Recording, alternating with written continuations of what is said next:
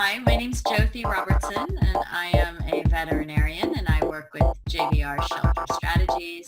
And today we are going to be talking about length of stay.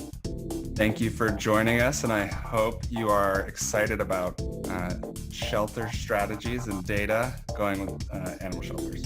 My name's Ross, and I get to work with animal data in all sorts of ways, and we're going to be talking about one of the key metrics that we calculate, length of stay. So length of stay, for starters, can be defined as the time an animal spends in the care of an organization.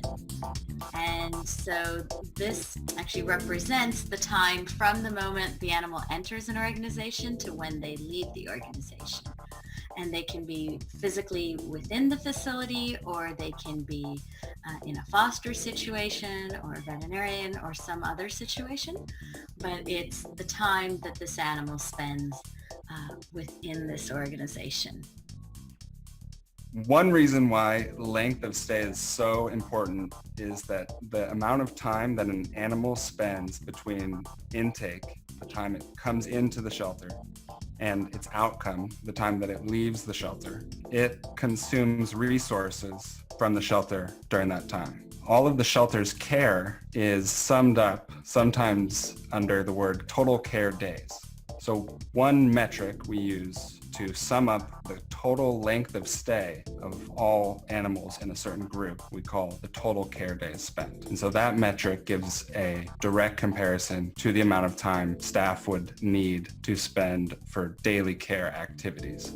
And that's a good metric just to keep in mind, because it shows your organization's impact and overall budgetary impact on the number of animal care days that have been put towards animals.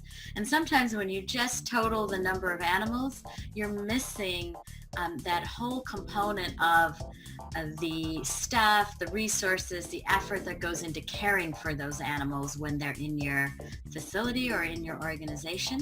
And that's what total care days can represent and demonstrate. So length of stay is a very simple calculation. For every animal that comes into the shelter, there is a timestamp that is recorded. Every time the animal leaves the shelter, there is also a timestamp recorded. Length of stay is the difference in days between these two timestamps. Yeah. And we can take that, and in this case, what this particular table shows is a table of different species, different ages, and the counts in one particular organization. And what we've shown on this last column is the average length of stay for each of these animal counts. So using the total care days, the timestamps, as Ross mentioned, for each individual animal, what we can do is average that out and get an average length of stay for animals within these categories. On the last slide, we saw length of stay calculated for an entire group, so one time period. Here in these graphs, we're using that same length of stay calculation, but taking a smaller group and just doing 1 month. And so what you see here, each data point on a line corresponds to the average length of stay for all kittens or cats in that given month. As you can see, the x-axis shows you months in year. And this is a nice representation because the top graph shows the intake during those same months. And so you can see how the length of stay compares to the animals coming in. And then you can think about, well, as an organization, do we have a lot of animals coming in at a given time?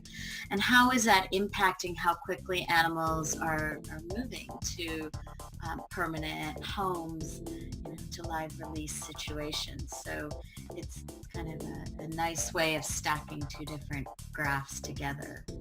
The top graph shows you monthly average intake counts for kittens and cats from the time period January 2018 to July 2019. The bottom graph shows you the same time period, but on the y-axis shows the monthly average length of stay for that same group of kittens and cats.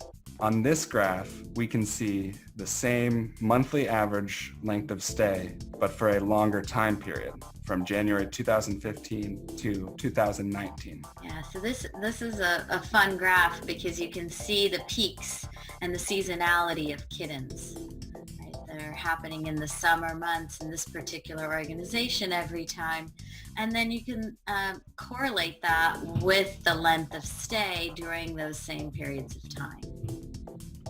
A shelter might see a larger intake over time, but a lower or decreasing average length of stay, meaning that they would be able to have a higher intake and a lower average length of stay in order to move animals to their next destination, whether that be a home, foster, transfer. Yeah, because basically every time an animal is in the shelter, it's every single day, it's holding a spot that another animal could take, right? So reducing that length of stay means opening up a spot for another animal.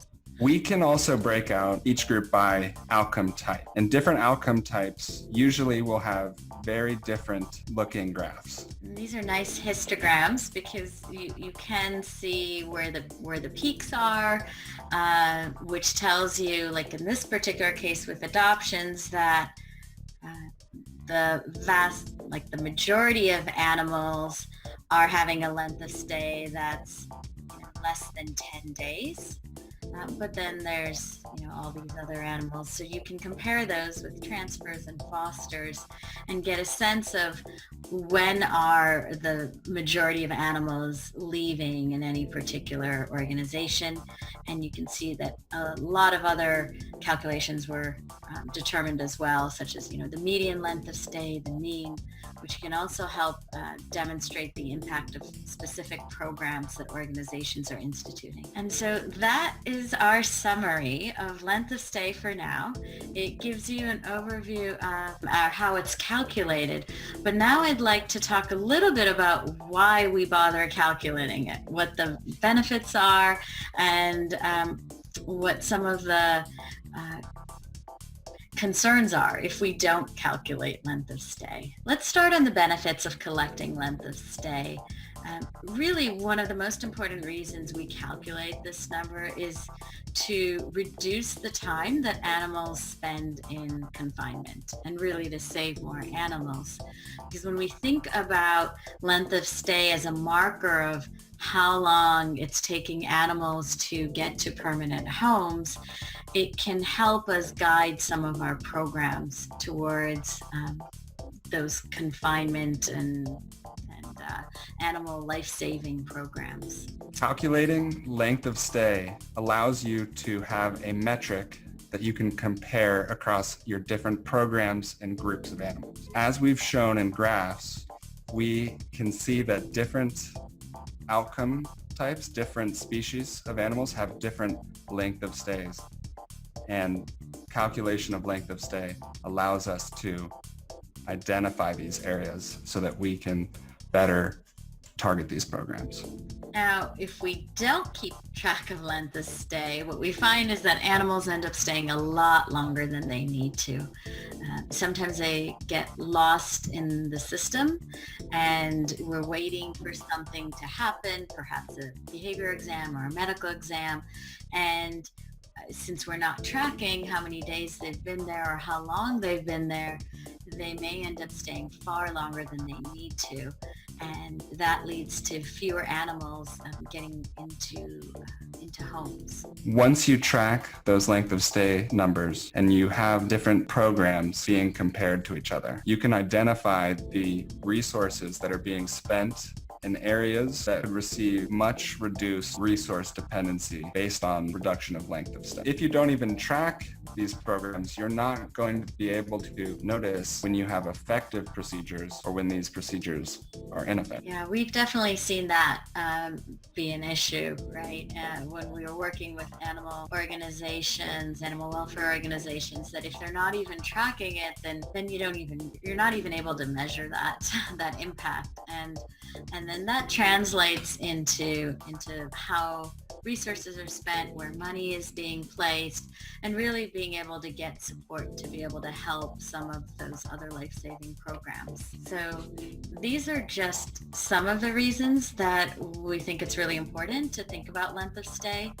And this is, again, just one component of the type of data metrics that we like to collect.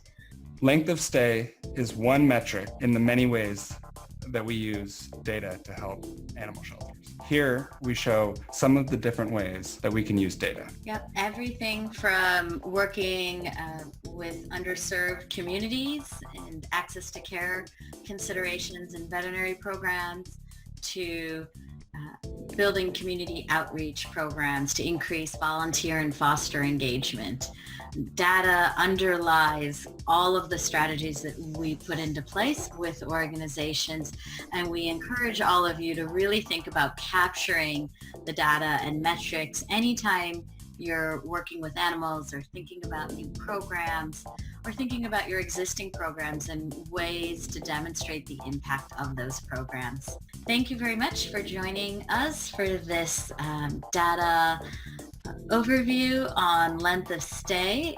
If you're interested in hearing more and learning more about us or about data, please check out our website, which is shelterstrategies.com, or our YouTube channel, and we will be back with other fun data topics.